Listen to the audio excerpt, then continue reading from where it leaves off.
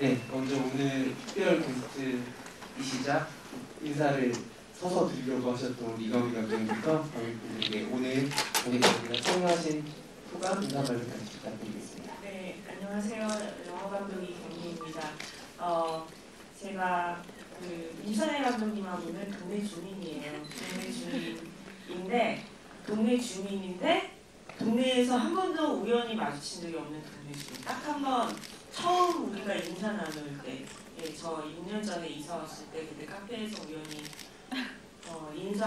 저는 누구입니다 인사 나누고 이러고 2년 동안 한 번도 마주친 적이 없는 동네 주민이신데 제가 감독님의 명성을 이렇게 들어서 잘 알고 있었고 그래서 또 감독님께서 새 작품 만드셨다길래 응원하고 싶은 마음에 오늘 이렇게 왔는데 제가 제발 도움이 됐으면 좋겠네요. 걱정이 큽니다. 제가 지금 혹시나 이렇게 좀 제가 말을 하다가 막 딴 데로 잘 새고 이래가지고 잘 부탁드려요 오늘.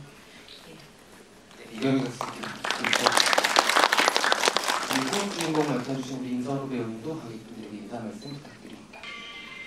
네, 안녕하세요. 저는 유진 역을 연기한 인선우입니다. 영화 재밌게 보셨나요? 네. 정말 이렇게 영화 보러 와주셔서 진심으로 감사하고요. 저희가 이제 개봉 앞두고 하는 첫 GV인데 오늘 이 시간 동안 좀 재밌게 진행해보고 싶어요. 감사합니다. 마지막으로 이선우 감독님도 인사 말씀 부탁드립니다. 안녕하세요. 세기말의 사랑 연출한 이선혜입니다. 네, 오늘 정말 모시고 싶었던 감독님과 또 노영 대표님은 자주 스쳤는데 이런 기회는 없었던 것 같아요. 그래서 또 두 분이 엄청 입담도 좋으시고 아무튼 영화 어떻게 보셨을지 되게 궁금하거든요. 그래서 저도 오늘 약간 두 분에게 묻어가는 느낌으로 많은 얘기 듣고 싶고 또 관객분들은 어떤 질문 주셨는지 궁금하기도 하고 개봉 전에 굉장히 좀 설레는 자리인 것 같아서 기분이 좋습니다. 인선우 감독님이 설렌다고 말씀해 주시긴 하셨지만 사실은 개봉을 또 69세라는 작품을 한번 해보신 경험이 있으시고 그때 또 코로나 시국이어서 관객분들이 만나는 자리가 많지는 않으셨던 걸로 알고 있어요. 이경희 감독님도 개봉 경험이 많으시니까는 아시겠지만 개봉이 이제 수요일에 하잖아요. 오늘이 일요일 오후고 대부분 극장들이 월요일쯤 되면은 개봉관, 개봉관 회차 이런 것들이 편성이 되는 때라서 아마 감독님들, 배우님들 지금 가장 또 떨리는 시기일 것 같기도 해요. 그래서 여러분들이 오늘 또 영화 보시고 좋게 보셨다는 대답을 또 아주 우렁차게 해주셨으니까는 여러 군데 입소문, 또 손으로 할 수 있는 소문들 남겨주시면 세기말의 사랑의 레이스에 큰 도움이 될 것 같다는 생각이 들고요. 먼저 이경희 감독님, 우리 인선우 감독님이 영화 보신 소감 아주 궁금해하고 계신데 어떻게 보셨는지 여쭤보겠습니다. 네, 영화 재미있게 잘 봤어요. 제가 아까 이제 감독님께 짧게 질문 드리기도 했었는데 69세를 볼 때 69세도 좋았는데 이번에는 영화를 보면서 감독님께서 미술을 전공하셨나? 라는 생각이 들어서 안 그래도 여쭤봤는데 실제로 미술을 전공하셨다고 하시더라고요. 그래서 그 영상이랑 그다음에 그 색을 이렇게 바란싱 하시고 이렇게 하시는 부분들이 좀 되게 인상 깊었어요. 작은 부분들도 그런 미장센의 작은 부분들까지 신경을 미술적으로 쓰고 계신다는 느낌을 이번에 받아서 좀 신선했고 무엇보다도 이 영화의 재미는 캐릭터들인 것 같아요. 네, 그 영미 캐릭터 이유영 배우님이 하신 그 캐릭터 또 굉장히 매력적인데 저는 그 이유영 캐릭터 영미가 끝까지 자기의 계산으로 자기가 손해본 거를 챙기는 게 너무 좋았어요. 네, 그래서 그러니까 사실은 이 안에 인물들이 다 조금 바보 같기도 하고 그래서 손해보는 것 같고 좀 억울한 것 같기도 한데 그렇지만 사실 또 따지고 보면은 그 안에 사정이 있는데 그것이 그렇게 영 답답하지만 않게 만드는 요소 중에 하나가 저는 임선우 배우님 캐릭터인 것 같다는 생각이 들었어요. 그래서 그 영미 캐릭터도 좋았는데 저는 선우 배우님께서 하신 이름이 뭐죠? 캐릭터 이름이? 유진. 네. 이 유진 캐릭터가 보면서 정말 너무 좋았어요. 이 인물이 너무 좋았고 또 제가 선우 배우님을 비밀의 언덕을 보고 그때 굉장히 좋아하던 분이었는데 이번에 영화를 보기 전에 크레딧에 계시길래 되게 반가워하면서 이 영화를 봤던 것 같아요. 그래서 특히 그 유진 캐릭터가 마지막에 그 강기사랑 그 접견 그 모니터 접견하는 장면에서 화면이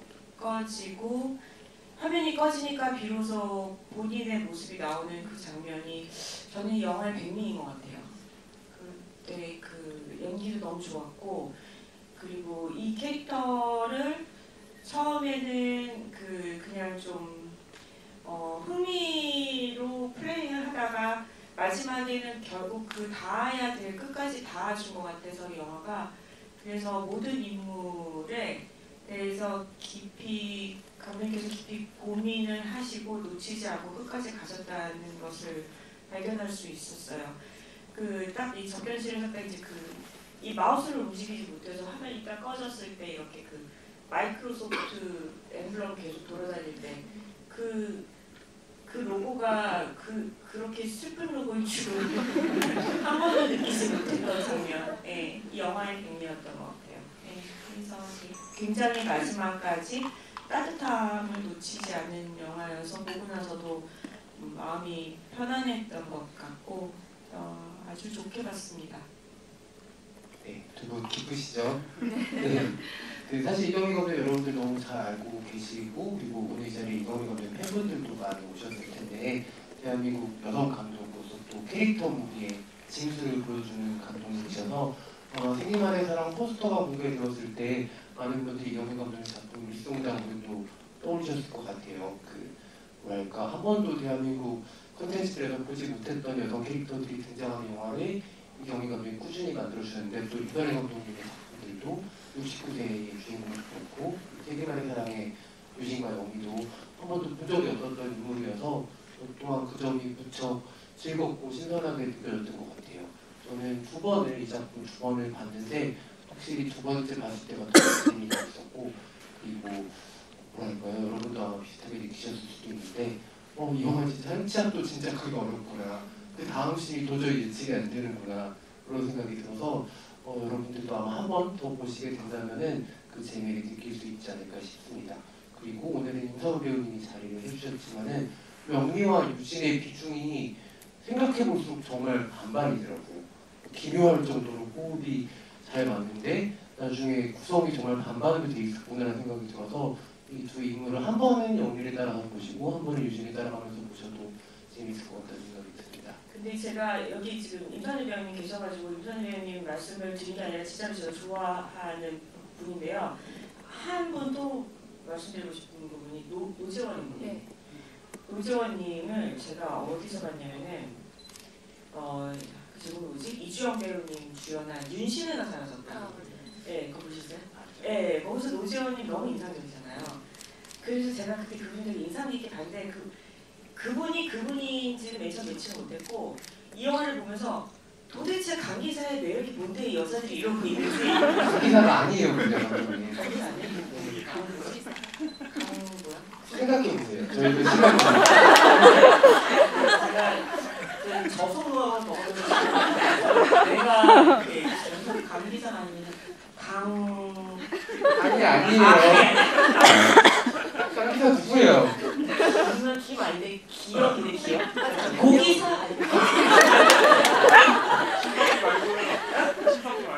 아 구석기 구기사? 구기사? 맞아요 구석기 근데 영화 보시고 온 거 맞죠? 저속노화감을 얻거든요 3주째 오락가락해요 죄송합니다 구기사 그러면 아까 내가 얘기할 때 해주시고 그 스스로 교정하실 줄 알았어요. 창피하다.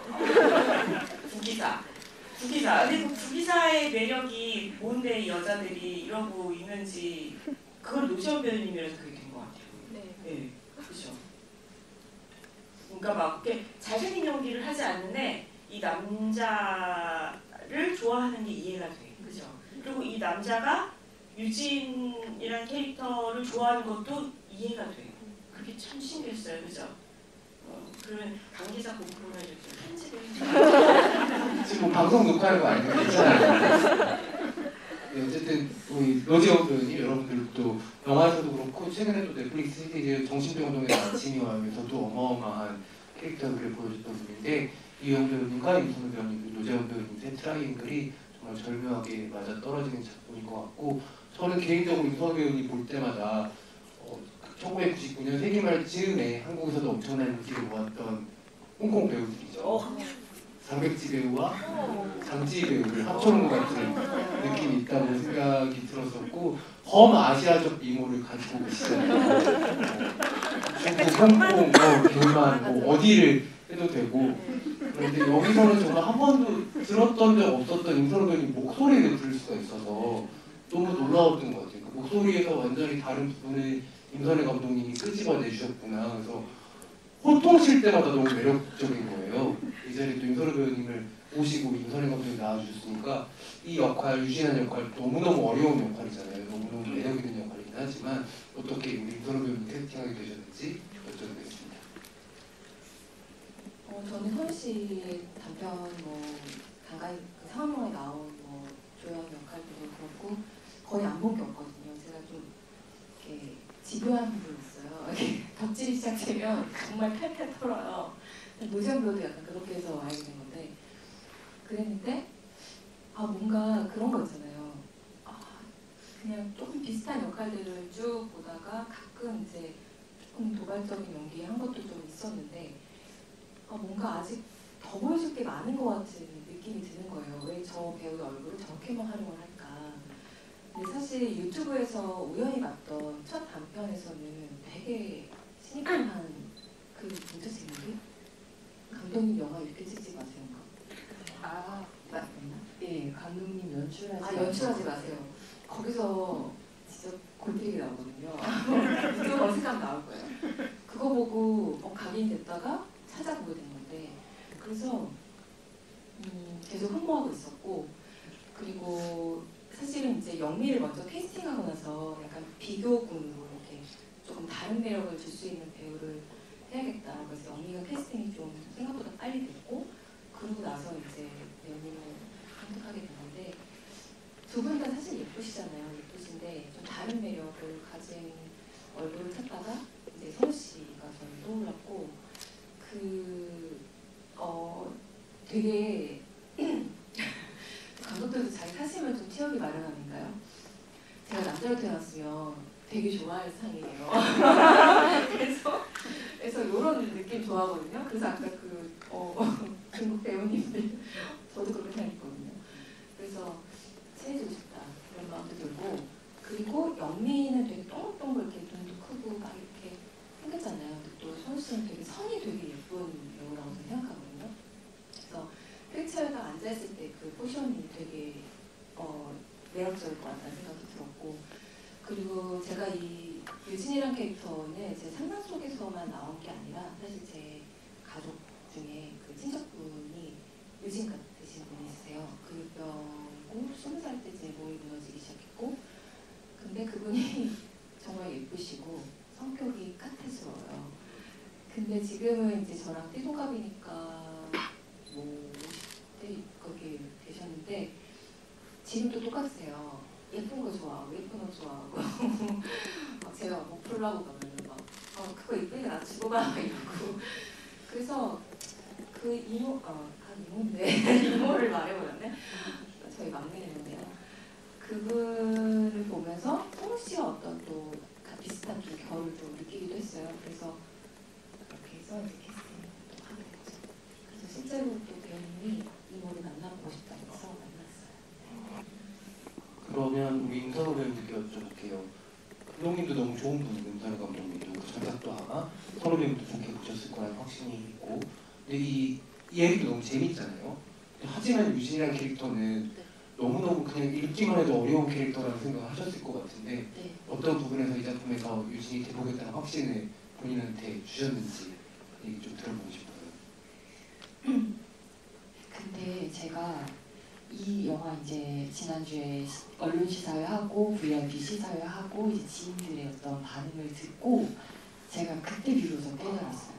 이 역할이 진짜 큰 역할이구나.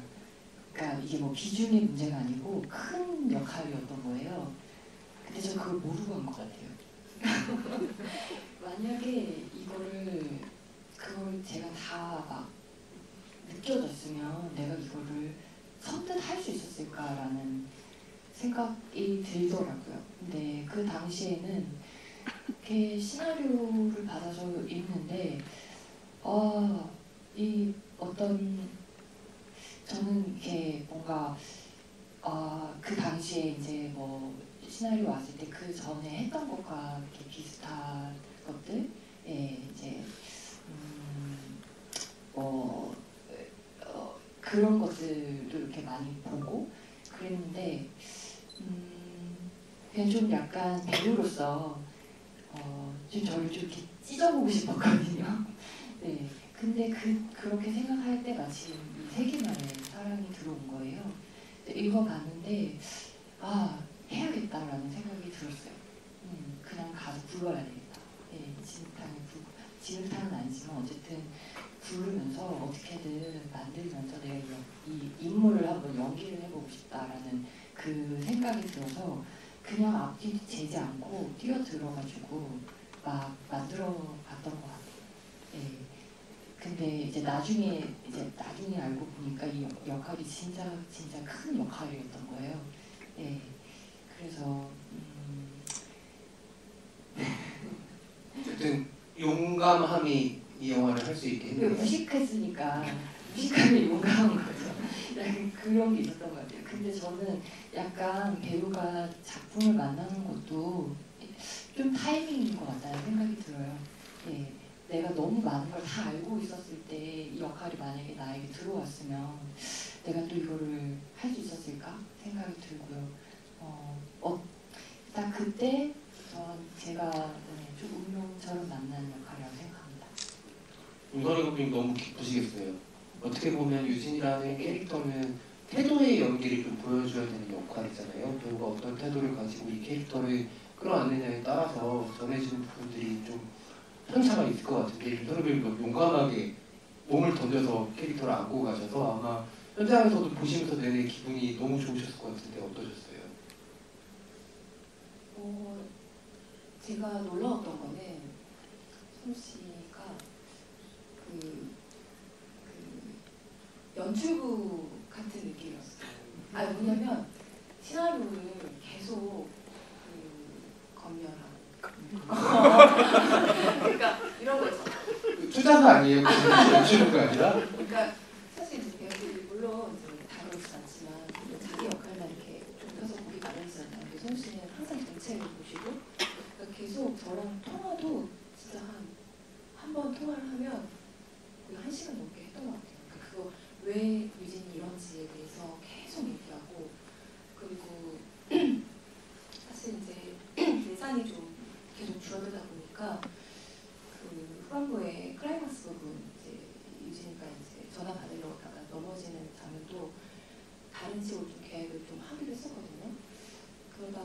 그러면서 또 그 장면이 또 흐지부지 되고 이러는 와중에 성 씨가 그 부분도 다시 한번 좀 지적을 해주시고 여기서 한번 그 유진이 확 무너졌으면 좋겠다라는 것을 제가 앞서서 쓴 시나리오에 그게 있었는데 뒤로 가면서 이게 희석된 거예요. 그래서 이 감독에게는 사실 뭐 다 일하기 바쁘지만 내 시나리오를 한 번씩 계속 이렇게 작업해주는 게 되게 중요한 문제잖아요. 그래서 이 사람이랑 계속 소통하면서 만들어가면은 나의 어떤 약점들을 잘 가려가면서 할 수 있겠다 이런 생각도 했었고 그리고 제가 이번에 촬영 끝나고서 알게 된 건데 선 씨가 몸을 던졌지만 실제로 영화에서는 몸을 던질 수가 없잖아요. 몸을 묶어놨잖아요. 근데 그게 그렇게 힘든지 몰랐어요, 저는. 그래서 끝나고 나서 한 2~3개월 재활을 하셨다고 들었어요. 네. 그래서 그 얘기를 좀 해주세요. 네, 재활 이야기 좀 저희 듣고 싶습니다. 재활 톤이 또 관분들이 또 좋아. 예. 아 근데 이게 정말 이 역할을 하면서 제가 예상 못한 게 두 개가 있었는데요. 첫 번째가 상대방의 눈을 쳐다보고 연기를 못할 거라는 거 제가 정말 예상을 못했어요. 예, 왜냐면은 나는 휠체어에 앉아 있으면 영민은 그 뒤에서 서 있거나 날 밀고 가면서 이렇게 대화를 하잖아요. 아니면 내가 누워 있으면 옆에 서 있거나, 물론 이제 가끔 아이 레벨을 맞추고 또 이제 그 카메라 앵글을 감독님과 촬영 감독님 이 둘을 어떤 수직적인 관계가 아니라 수평적인 관계로 보이게 하기 위해서 그것들을 다 이제 앵글로서는 수평적인 것들로 잡아주셨는데 실제로 연기할 때는 제가 목을 돌릴 수가 없다 보니까 이게 정말 고개를 아주 살짝만 돌릴 수 있는 그런 인물이었거든요. 그래서 볼 수가 없는 거예요. 옆에서 뭐 말은 들리는데 표정도 안 보이고. 그래서 그게 사실 제가 정말 내가 예상하지 못했던 부분이었어요. 두 번째가 이제 몸 움직이지 못하는 거였는데 처음에는 그냥 안 움직이면 되겠지 생각했는데 저는 유진이랑 다른 신체를 가지고 있잖아요. 그러니까 옆에서 말하면 나도 모르게 이렇게 몸이 돌아가는 거예요. 리액션 할 때든지 어떤 감정이 동요가 일어날 때 나도 모르게 몸이 움직이고 돌아가고 그래서 그거를 이제 억지로 움직이지 못하게 해야 했기 때문에 몸에 힘이 많이 들어가 있었던 것 같아요. 예. 그래서 저도 지금 이렇게 영화를 보면은 저기서 다 힘이 몸에 빡빡 들어가 있구나. 약간 그런 것들이 제 눈에는 보이죠. 예. 재활을 어떻게 하신 거예요? 재활이요? 재활 이제 뭐 도수 치료를 받고 턱이랑 이제 목 쪽에. 예. 지금은 괜찮으시죠? 예. 아주 자연스럽게 움직이시는 잘 돌아가요. 마음이 보입니다. 여러분들이 정말 많은 질문들 남겨주고 계신데 저희가 오늘 특별한 게스트를 모셨으니까 이경민 감독에게 먼저 두 분께 질문할 수 있는 선 질문 기회를 드리도록 하겠습니다. 그래요? 저는 사실 굉장히 사소하지만 영화 보면서 궁금한 게 하나 있었어요. 영미는 구기사랑 식당에서 밥 먹으면서 만나잖아요. 근데 도시락 싸잖아요. 그 회사는 식당을 점심을 매일 운영하는 게 아닌 거예요. 너무 그 질문 해주셔서 너무 감사해요. 네. 그러니까 식당에 가면 사람들이 책임을 갖고 메모를 평가하니까 안 가요. 얘는 원래 늘 도시락을 싸고 다녀요. 근데 구도영이 오늘 배송하니까 딱 이제 점심시간에 딱 들어와서 맞는 타이밍만 가는 거죠. 그래서 그래서 이제 숨어서 보고 있다가 왔다 하고서 이제 가서 그날은 이제 마치 늘 구내식당에 오는 사람인 양 먹고 다음 날은 그때 오빠랑 살 때 늘 소세지 안 좋아해요. 오빠 주세요 이렇게 했던 언니가 늘 반찬이 소세지 반찬인 거지. 내가 스스로 해먹을 수 있잖아요. 그래서 그 도시락은 그런 맥락이 있었습니다.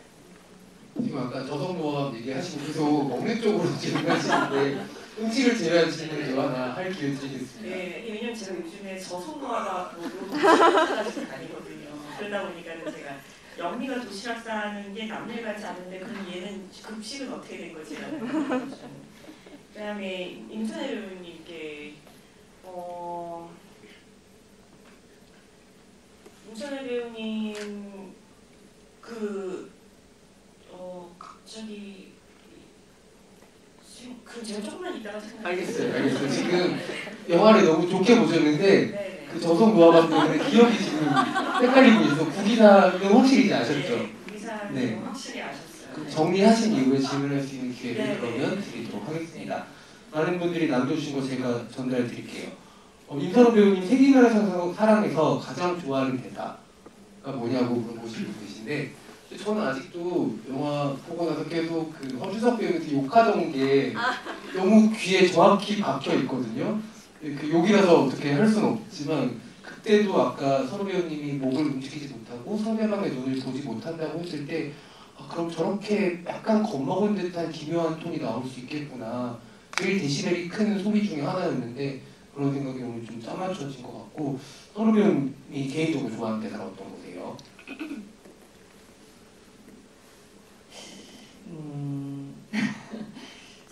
구하는 대사요. 근데 나도 날 못 구하는 주제. 네, 이 대사가 제일 기억이 많이 남네요. 네, 영미와 유진이의 공동 대사. 저도 물어봐 주세요. 네, 선혜 감독님 어떤 거세요? 본인 쓰신 거잖아요. 선우 씨 대사 중에 제일 좋아하는. 네가 처음으로 안심이 되더라. 그 대사를 너무 좋아해. 너무 러브 스토리잖아요. 그래서 그렇죠. 근데 그 처음 보고 안심이 되더라라는 말은 왜 안심이 된 거예요?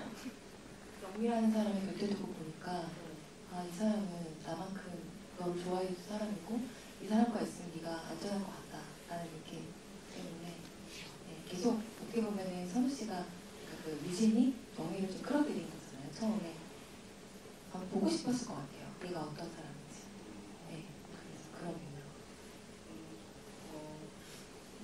아니 근데 그냥 되게 그러니까는 이게 자기가 좋아하는 남자와 그 관계가 있는 여자를 만났을 때 안심이 된다는 감정이 드는 거는 좀 그러니까는 평범하지는 않다고 느꼈어요. 그래서 그 대사가 궁금했었어요. 약간 둘이 약간 좀 그런 멜로 느낌을 들게 찍으신 거는 의도인가요? 아니면은 영미와 유진. 네. 그런 느낌이 안 나요? 제가 저속노하다 보는 건가? 네. 한쪽으로 생각이 쏟기는 건가? 그걸 그런 이건 되게 좀 괜찮은데 그런 유혹에 가끔 빠졌어요.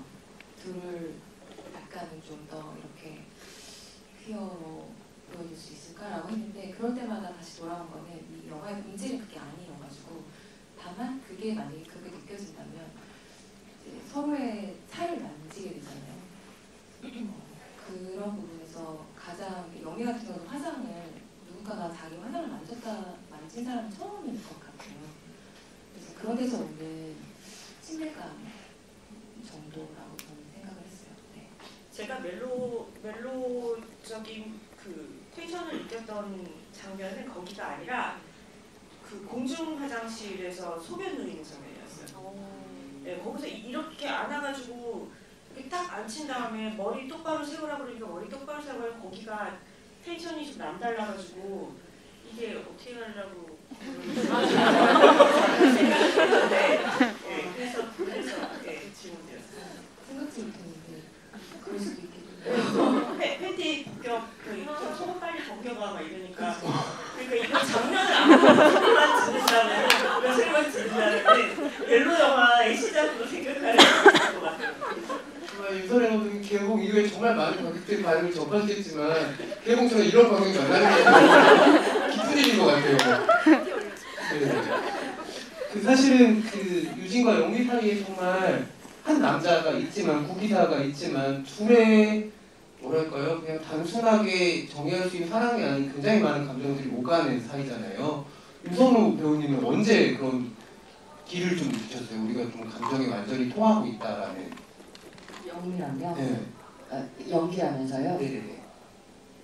첫 촬영부터요. 첫 촬영이 어떤 시기였어요? 첫 촬영이 아니고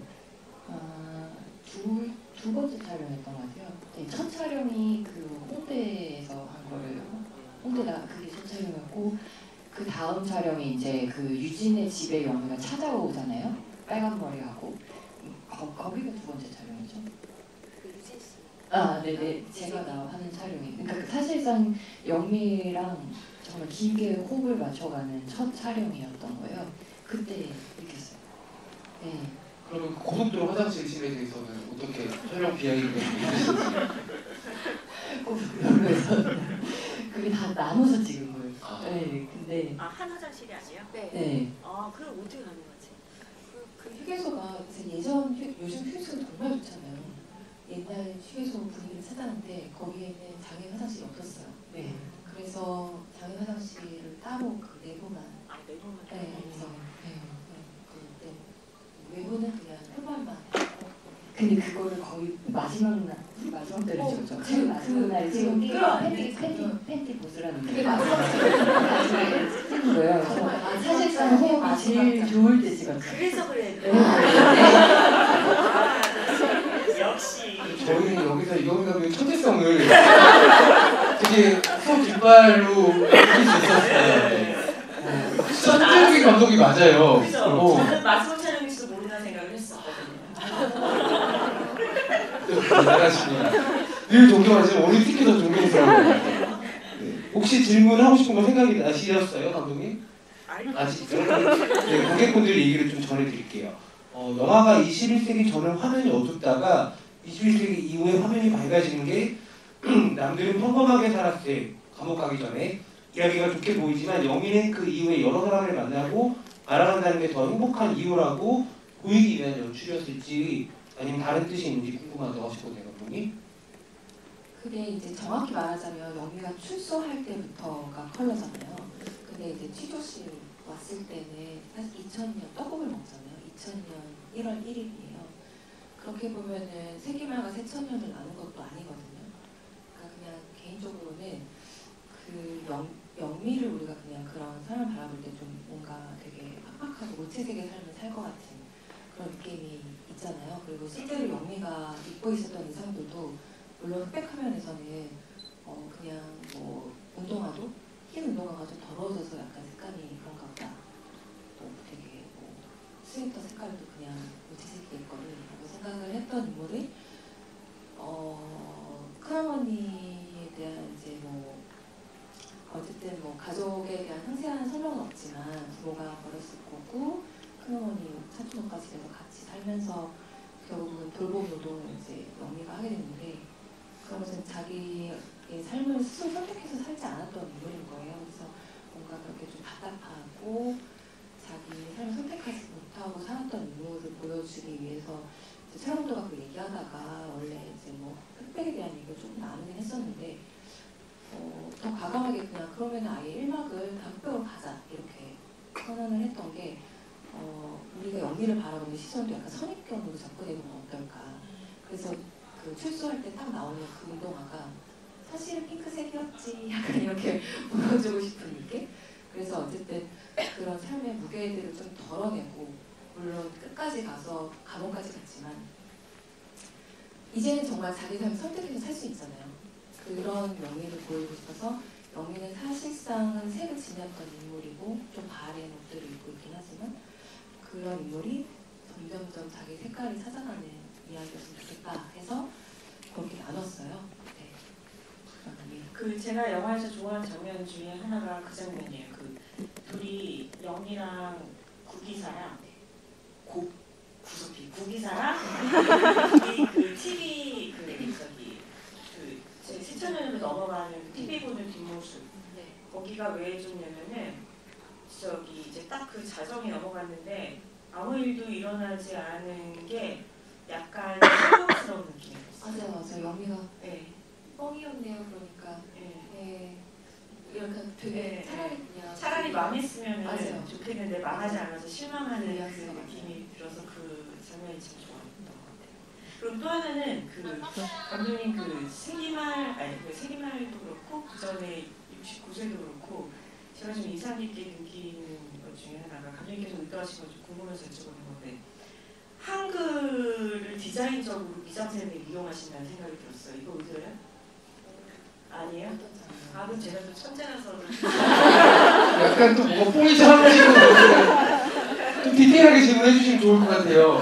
그러니까 이렇게 그 프레임에 한글 이렇게 간판이나 이런 무슨 안내 지시나 이런 것들이 이렇게 프레임 안에 들어올 때 그게 그러니까는 뭐라 그러지? 좀 디자인적으로 되게 예쁘게 들어오더라고요. 그러면서 동시에 이게 제가 과한 해석인지 모르겠는데 그 시퀀스랑도 좀 어울리는 메시지도 좀 약간 있는 것 같기도 하고 그런 게 왜 보면은 찍을 때 그럴 때 있잖아요. 나 혼자 허허 이러면서 찍을 때 이런 뜻이 있는데 이러면서 막 찍을 때 있잖아요. 혹시 그런 게 있으신 건지 아니면은 막 너무 천재라서 그냥 괜찮은 것 같은데 그 안에 막 디자인이랑 모든 게 이렇게 막 이렇게 들어가게 된 건지 그런 한글을 예쁘게 보고 계신다는 진짜 천재 맞는 것 같아요, 그렇죠? 아니야, 제 천재예요.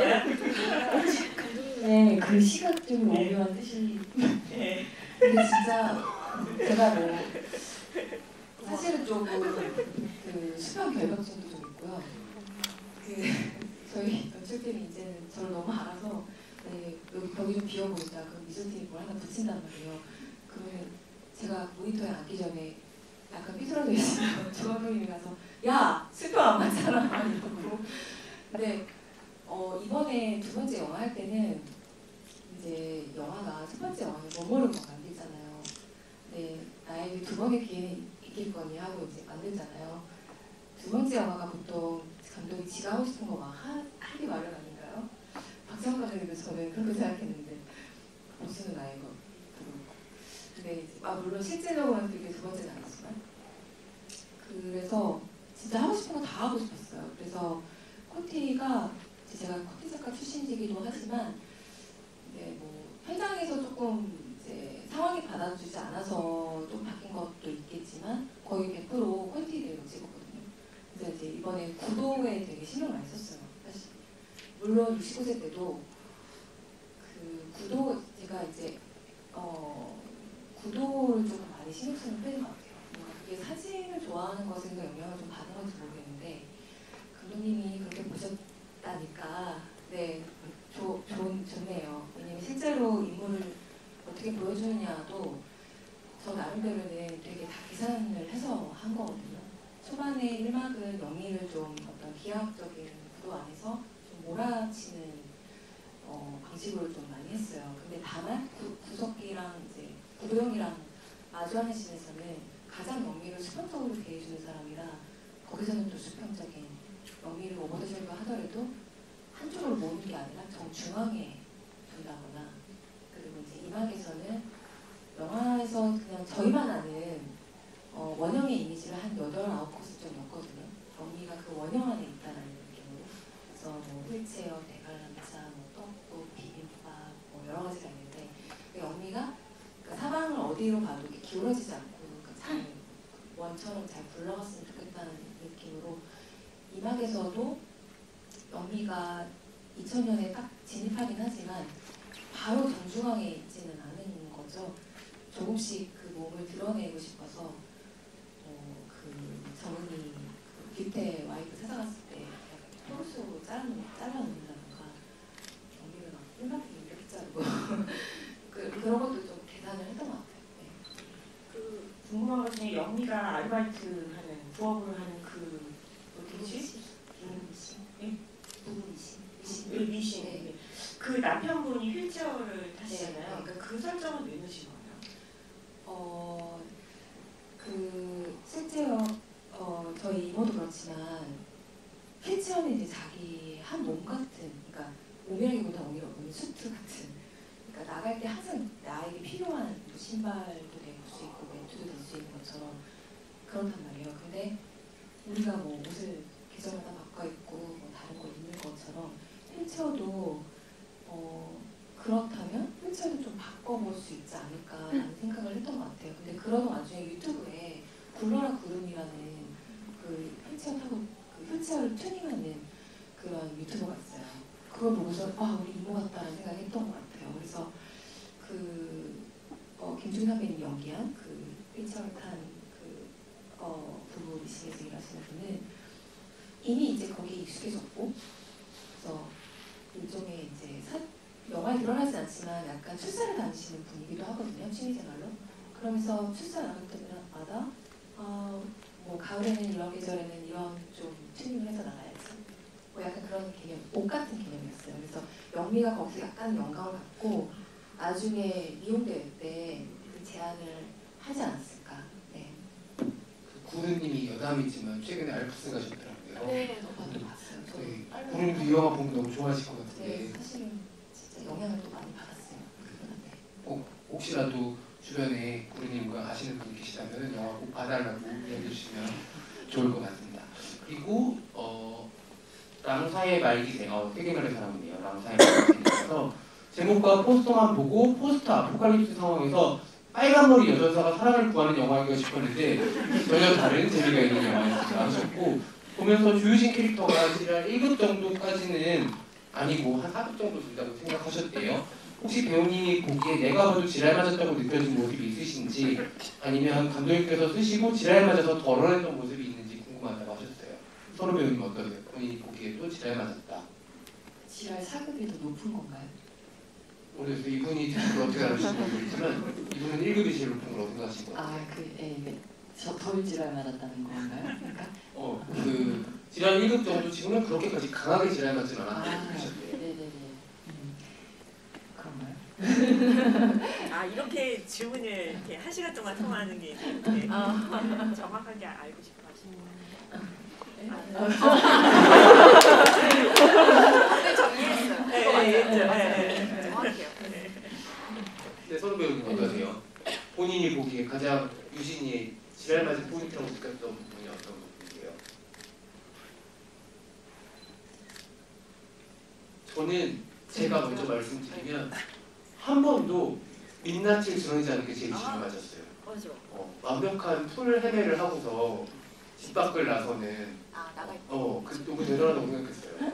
심지어 모자도 안 쓰잖아요. 그 정도면 정말 대단하게 단장하는 사람이라는 건데 엄청 부지런하다는 얘기여서. 본인이 한 것도 아니지만. 그러니까.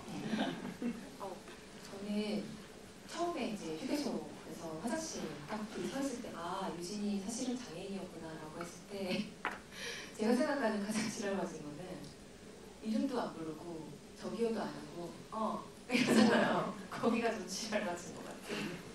그리고 실제로 저희 이모가 실제로 제일근인데 그 보호자님들이 진짜 기피대상 1호였어요. 저희 이모가. 왜냐면 되게 깔끔쟁이에요. 그러니까 누워서 너무 잘 씻겨요. 거기 이제 그 장애인을 이제 돌봐주러 온 건데 수건에서 냄새 난다고 수건 삶아달라고 그러고 뭐 해달라고 그러고 뭐 해달라고 그러고 저희 이모 때문에 지랄이. 서로 배우님 어떠세요? 지랄 맞은 계속 소리 지르고 막 사람들한테 위압을 부리는 것 자체가 지랄 맞은 것 같기는 해요. 네. 지랄이 좀 기저에 깔려있는 인물이다. 네, 근데 저는 약간 유진이라는 인물은 왠지 진짜 너무 못된 사람으로 보이면 좀 안 될 것 같았거든요. 네, 그러니까 살기 위해서 이 여자 생존하기 위한 어떤 그런 삶의 한 방편으로서 자기를 지키기 위한 어떤 위약을 부리는 건데 그게 진짜 이 여자가 너무 위약을 뼛속까지 위약을 부리는 그런 인물로 보이진 않았던 것 같아요. 예, 그래서 약간의 그러니까 지랄을 부리지만 자기가 센 사람은 아니 그렇게는 안 보였으면 좋겠다. 예, 센 사람으로 보이진 않았으면 좋겠다. 근데 저는 그래서 너무 좋았어요. 유진 캐릭터가 지랄 맞은 캐릭터라서 너무 좋았어요. 만약에 이 사람이 자기를 그 사람이 좀 힘들어하고 어려워한다는 게 드러나는 캐릭터였으면은 영화 톤이 완전히 달랐을 것 같아요. 영화 톤을 잡아주는 중요한 캐릭터였어요. 그것도 너무 좋았어요. 그 몸단장 하는 게 그냥 편견을 너무 깨주는 캐릭터가 등장한 거라서 사실은 모든 외출 시에 TPO에 맞는 옷 치장을 하고 나가는데 그 너무 멋있어 보이고 정말 당당해 보이고 이런 것들이 유진이랑 너무 잘 어울리고 그것들이 너무 좋았던 것 같습니다. 저는 그 대사 좋았어요. 명품 안 좋아하는 여자 있어? 그 대사가 좋았어요. 사실 안 좋아하는 여자도 있는데 근데 그냥 유진이 그렇게 얘기하는 게 좋았어요. 유진 다 알고 있잖아요. 근데 자기 명품 어디 갔는지. 그러니까. 너무 속상해. 말도 안 돼 진짜. 최고의 야독은 하늘색이죠. 그렇게 생각합니다. 거기야말로 알 수 없는 사랑을 하는 그 캐릭터도 잠깐 물어보고요. 감독님 생각난 김에 다 퍼주는 모두가 사실 이 영화 속의 인물들은 쥐치작거리 사랑을 하는 사람들이잖아요. 이렇게까지 쥐치작거리하면서 살아야 되나라고 생각이 들 때 이 영화를 보면 저렇게까지도 하는데 내가 하는 게 무슨 쥐치작이야 이렇게 생각할 수 있을 정도로 모든 인물이 쥐치작거리를 하는데 우리 갑자기 저도 이름이 생각이 나는데 오준이가 그 경기 대회장 직전에서 만나는 여자친구와 그 여자친구가 다 갖고 있는 아르신 분이잖아요.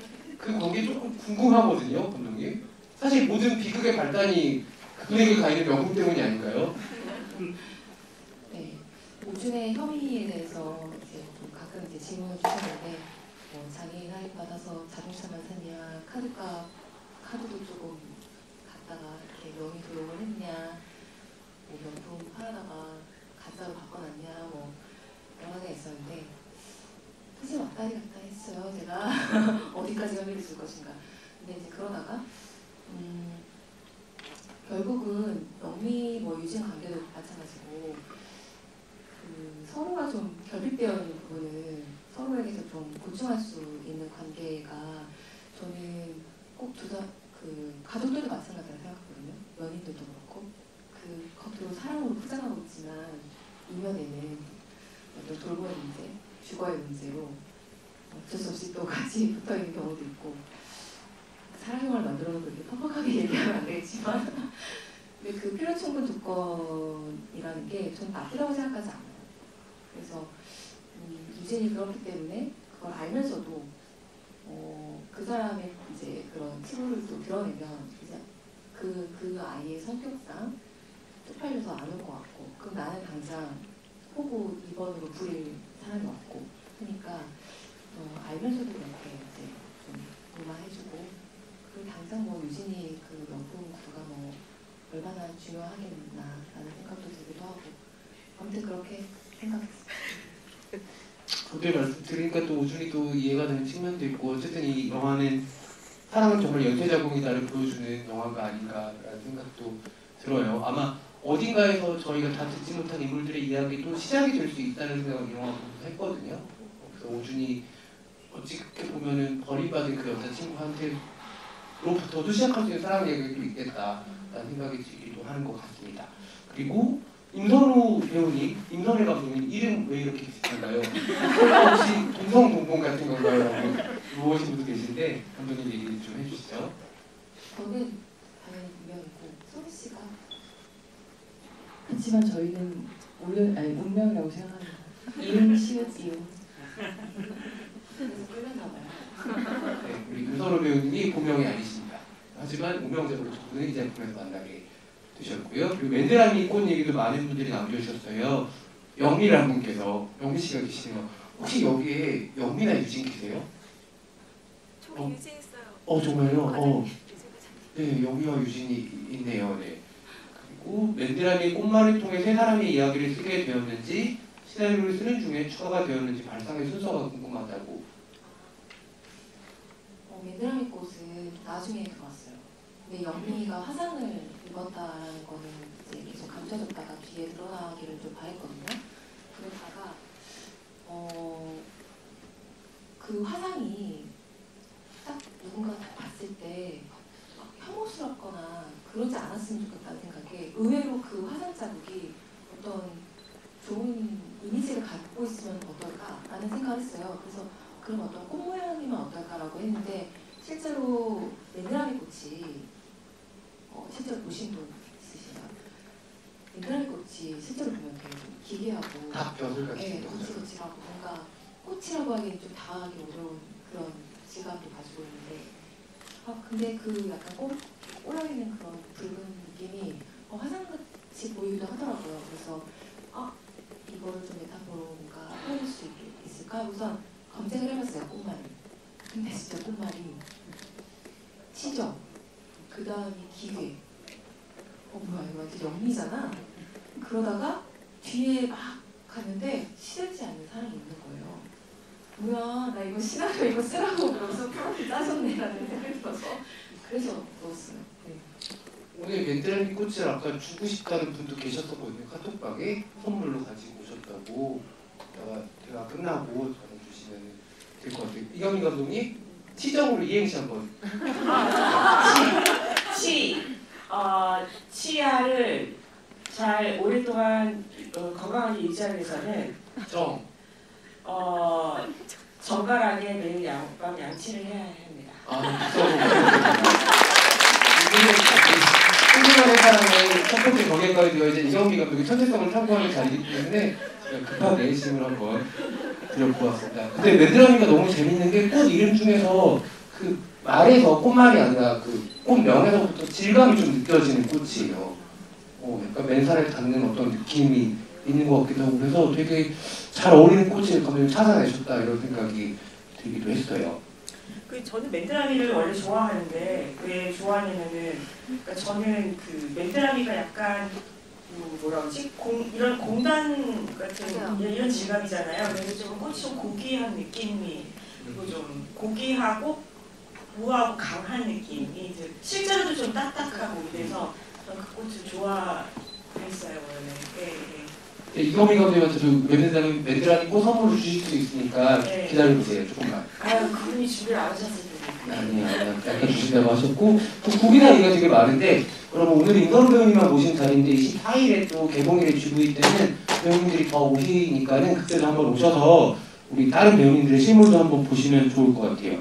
국기사 얘기가 많아서 국기사 얘기랑 허주석 배우님이 연기한 규태 얘기도 있거든요. 국기사는 출소에 돈을 갚아 나가는 장면이 나오는데 혹시 허주석 배우님이 연기한 그놈 여기 돈을 갚았을까요? 라고 물어보셨어요. 글쎄요. 일단 안 갚을 것 같아요. 그냥 집만 처벌에 넣었으니까 집만 가져가라고 하고 가면 또 뭐 사이클이 밀리지 않았을까. 궁금한 거 있었어요. 국기사가 그 횡령한 돈을 누구지? 안미리가 쓴 거잖아요. 안미리는 어디다 쓴 거예요? 오래 한다고 이모 명의로 이제 이모 주민증 가져다가 예전에는요 여러분 지금 신용카드 만들기 힘든데 예전에는 무분별하게 만들어줬어요. 근데 경험이세요? 네, 저는 경험 있어요. 카드 깡하고 막 근데 돌려막기 하고 막 그랬던 시절이라 또 어쨌든 친척이니까 얼굴도 비스무리 닮았을 테고 해서 그러니까 처음에는 이제 저는 제가 그냥 전사를 까는 거는 미리도 좀 썼고 그 준이도 갖다 썼고 근데 이제 그거를 준이가 그 도영이한테는 미리가 다 그랬다. 그러니까 이거 카드값 어떻게 할 거냐 그렇게 했던 거죠. 네. 그러니까 미리는 자기가 패션 모델이 되고 싶었던 애라 가서 이제 이것저것 좀 긁어서 이모도 좀 골탕 먹어라. 왜냐면은 엄마의 보험금을 이모가 다 가져갔는데 그거를 도영이 빚가는데 다 써버리기 때문에 너도 한번 당해봐라라는 느낌처럼 그냥 갔다가 누군가라고 가소비를 하지 않았을까. 근데 그 얼마를 횡령했는지 그 금액을 보여주지 않은 거는 의도가 있는 거예요? 사실 얼마예요? 개념적으로는 한 2천 정도 생각했어요. 그러니까 조금씩 네, 그렇게 그래서 거기 나중에 그 카드 결제서나 그거 보면 뭐 400, 500 이렇게 되어 있었거든요. 네. 질문들이 굉장히 많이 들어왔는데 이경미 감독님과 이선희 감독님께 같이 드린 질문이 있어서 세기말의 사랑과 미소원 나무처럼 다양한 소재들 사이에서 특히나 영화로 만들어야겠다고 결심하는 기준이 있으신지 감독님께 궁금하다고 영화를 공부한 학생이라고 하셨습니다. 이경미 감독님 결심하는 순간 어떤 순간이세요? 그런 걸 만들어야겠다고 결심한 게 아니라 영화를 만들 수 있는 기회가 생겨서 썼어요. 예, 그러니까 미송당과 저한테 무슨 결심의 영화는 아니었어요. 어떤 사람들에게는 그 결심으로 보여질 수도 있을 것 같은데 저한테는 제가 재미있는 영화 만들고 싶었어요. 이선희 감독님은 어떠세요? 저도 제가 보고 싶은 영화를 만드는 것 같기는 해요. 그리고 저는 감독님의 영화 속의 캐릭터를 보면서 사실 미송당은 저한테 되게 센세이셔널한 영화 아니었어요. 와, 한국의 영화 포스터를 저렇게 전면에 여배우를 저렇게 해서 그리고 어디에서도 볼 수 없는 캐릭터지만 사실은 있잖아요 주변에. 그러니까 이상하다고 말하는 그 사람들이 어떻게 보면 되게 너무 전형적인 인물에 메모되어 있는 게 아닌가 하는 생각.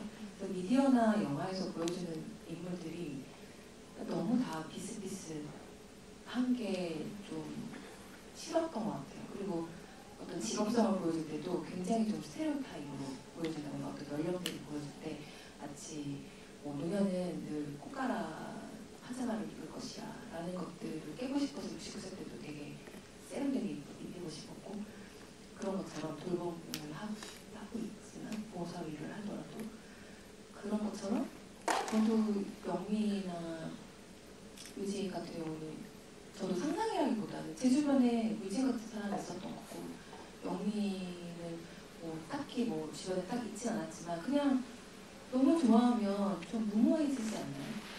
저도 약간 금사빠나 사랑하면은 약간 무모하게 했다가 풀어지듯이 끝나는 형태였는데 그래서 저는 영미가 저한테 제가 투영이 된 것 같아요. 네. 정말 많은 질문들이 있지만 다 전달해 못 드리는 점 죄송스럽게 생각을 하고 마지막 질문으로 임선재 감독님 졸업작품 시나리오로 들었는데 1999년으로 시대 배경을 바꾼 것 외에 초기 시나리오와 달라진 점이 있다면 무엇인지 궁금하다고 하셨어요.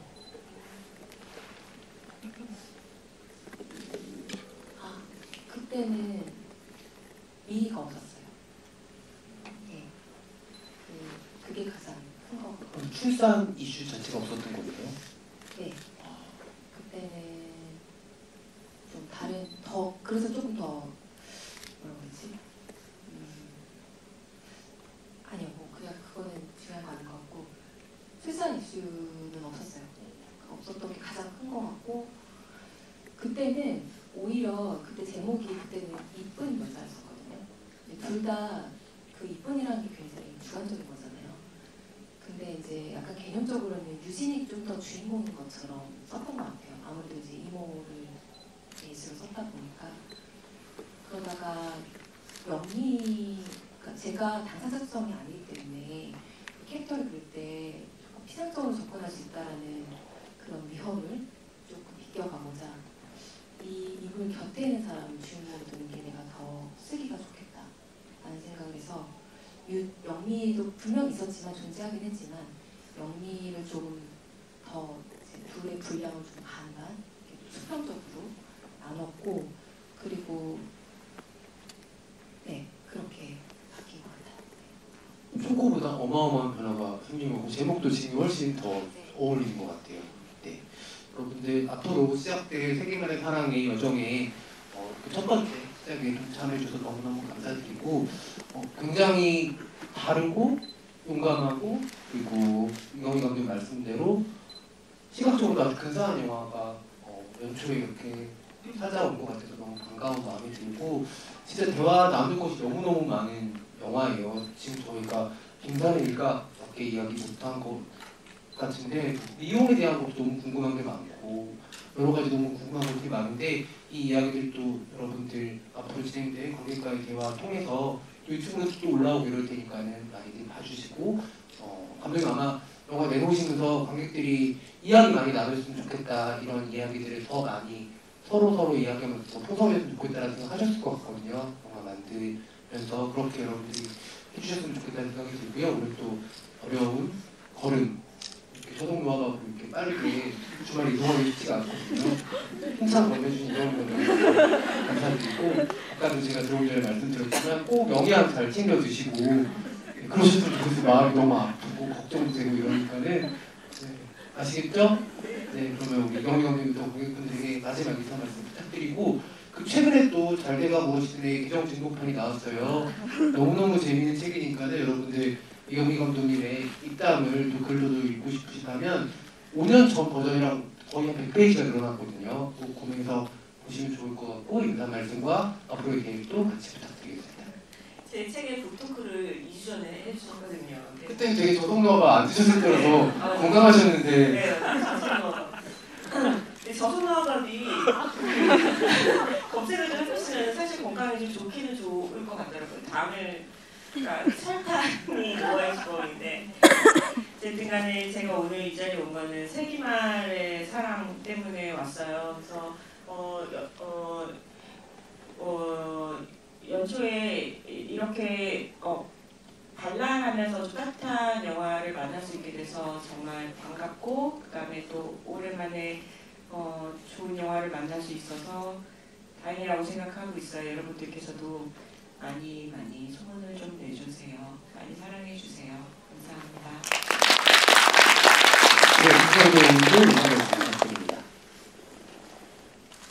정말 영화 개봉 이제 이번 주 수요일에 개봉인데요. 이거 배우란 직업은 좀 이상한 직업 같아요. 진짜 뭔가 정말 다 공개가 되는 직업이잖아요. 근데 제 성격에는 잘 안 맞는 것도 같아요. 예, 저는 좀 숨기고 싶은 게 많거든요. 근데 이 영화는 저의 뭔가 내가 숨기고 싶은 것도 사실 좀 많이 드러난 것 같고 이 영화에서는요. 그래서 저는 영화를 볼 때 너무 괴로워요. 네, 그래서 괴로워하고 또 매번 울어요. 네. 아니, 그러니까 이게 그때 너무 힘들게 찍었던 게 다 생각이 나면서 몸으로 전에 오겠죠. 몸으로 감각들이. 네. 몸이 힘들었으니까. 아니, 그러니까 그래서 근데 참 이 영화에 이 영화는 저한테 참 특별한 것 같아요. 왜냐하면 나의 어떤 그 괜찮은 것과 안 괜찮은 것들이 내 눈에 다 보이고 그것들이 또 사람들한테 다 보여지고 네. 그래서 그것 때문에 제가 사실 좀 겁을 많이 먹고 있었어요. 근데 어떤 분이 저한테 개봉 일정을 잘 따라가 보면은 그것 자체로도 배우가 크게 성장한다고 하더라고요. 그래서 제가 그 조언이 되게 별거 아닌 조언 같았는데 계속 생각이 나면서 그걸 좀 힘들 때마다 떠올리니까 진짜 도움이 되더라고요. 그래서 오늘 GV도 이제 사실 그런 마음으로 왔어요. 예, 이 개봉하는 과정에서 어떻게 보면은 이렇게 또 처음 GV 관객들 만난 건데 이 시간들 통해서 관객분들도 아마 영화를 통해서 또 보고 느끼신 게 있겠지만 저도 배우로서 관객분들과 함께 이 시간을 통해서 되게 많은 걸 배우고 저도 많은 걸 느껴요. 그래서 제가 또 이렇게 이런 시간을 또 가질 수 있었게 해준 또 우리 관객분들, 저희 영화를 봐주신 분들 정말 진심으로 감사드립니다. 감사합니다. 네, 마지막으로 인사를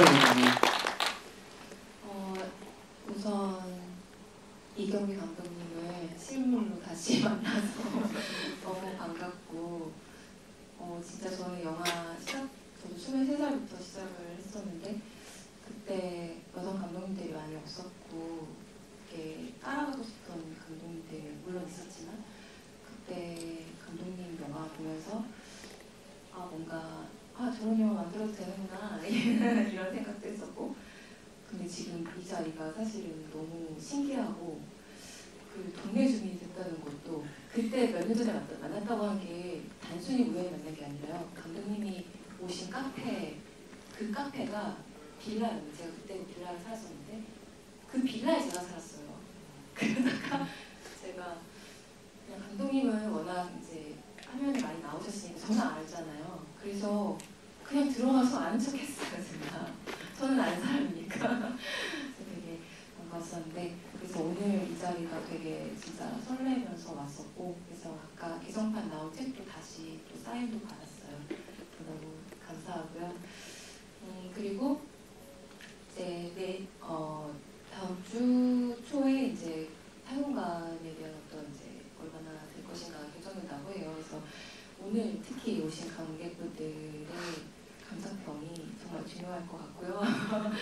근데 제가 65세 때는 또 이렇게 나이 드신 배우님들하고 같이 해서 그때 또 영화 주제도 많이 무겁고 그래서 많이 웃지 않았거든요. 그러니까 뭔가 되게 좀 캄하게 다녔는데 젊은 배우님들하고 영화 찍고 영화도 되게 사랑 영화여서 그런지 저도 요즘에 좀 에너지가 많이 이렇게 솟더라고요. 그리고 더 이렇게 많이 웃고 그래서 여러분들도 이 영화가 여러분들의 올해 값진 연해에 새천년의 이 영화의 기운을 받고 또 많이 즐겁고 행복한 일 많이 생겼으면 좋겠습니다. 감사합니다. 네, 시간은 잘 해주셔서 감사드리고요. 우리가 조금씩 오늘 조심해서 돌아가시고 가시는 게 여러분들 CGV 7 관람평 여기도 해주시면 감사하겠습니다. 감사합니다.